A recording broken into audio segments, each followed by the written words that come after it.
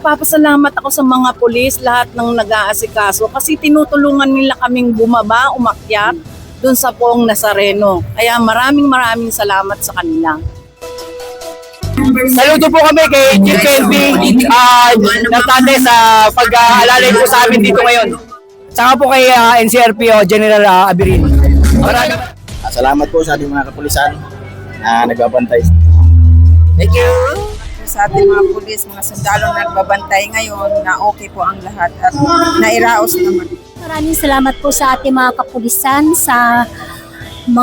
para sa mga nagbabantay lahat ng mga nandito. Mga kapulisan, maraming salamat po sa Bantay sa mga medic kanina, dinala ko yung message ko ron para ma-pursue. Maraming salamat sa mga nagbabantay ng pulis at sundalo. Salamat sa mga nag-aalaga sa amin, sa mga nagbibigay ng tubig at saka sa mga protection ng mga kapulisan. kalat. Ang basura natin, kailangan natin ipunin sa isang plastic para hindi po magkakalat sila. Una ay gusto kong magpasalamat sa ating mga kababayan na kahit papano ay sinusunod sila yung mga alituntuning inilatag ng ating kapulisan at yung city government ng Manila. Sana ay ituloy natin ito hanggang sa matapos ang translasyon bukas, yung procession. Nang sa ganon ay masisiguro natin na magiging payapa, maayos at matagumpay yung Translation 2026. At of course sa ating kapulisan naman, ang may papayo ko lang ay gampanan natin ang ating sinumpang tungkulin ng may kabanalan.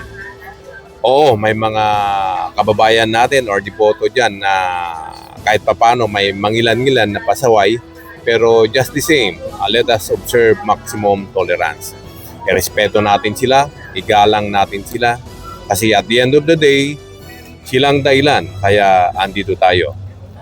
Para siguraduhin ligtas sila at para siguraduhin maayos at matagumpay ang translasyon or aktibidad na ito. Sir, hindi lang PNP, maging mga allied forces natin ang nakipagtulungan sa NCRPO, may dyan ang ating mga BGMP, BFP at ibang mga medical team na voluntary, sir, para din sa seguridad at kaayusan itong 2026, sir. Tama ka dyan.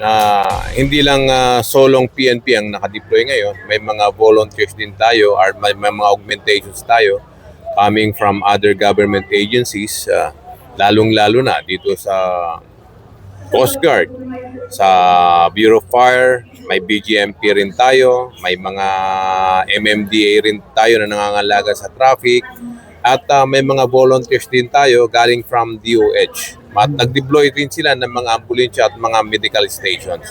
And of course, buhos yung suporta na ibinibigay ng city government ng Manila sa pangunguna po ng ating butihing mayor na si Mayor Isko Moreno.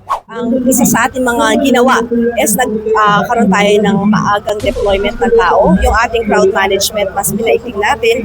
Yung ating pagbabantay dun sa mga bawal, yung ating mga ordinansa na dapat ipatupad. Ganon din yung ating mga personnel is mas maayos yung naging briefing natin sa kanila sa kung ano talaga yung kanilang priorities ngayong deployment nila.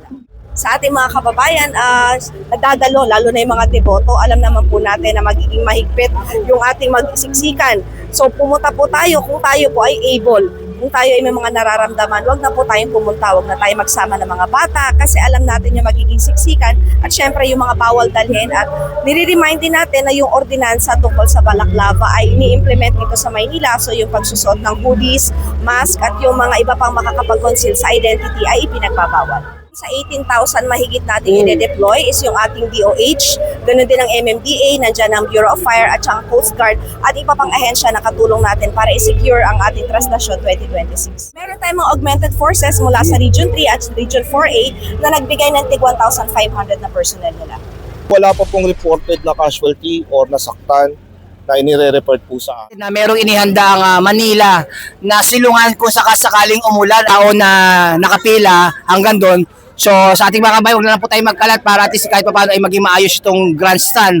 At saka marami pa rin mga deboto na unti-unti pupunta rito para dito sa Nazareno 2026. Mula po dito sa Quirino Grandstand, lungsod ng Maynila at saka po lang aming Regional Director ng NCRPO, Police Major General Anthony Abirin.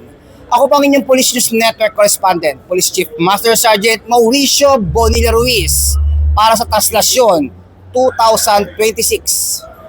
Police News Network. Alagad ng batas. Tagapagtaguyod ng balitang pulis. Sandigan ng mamamayan.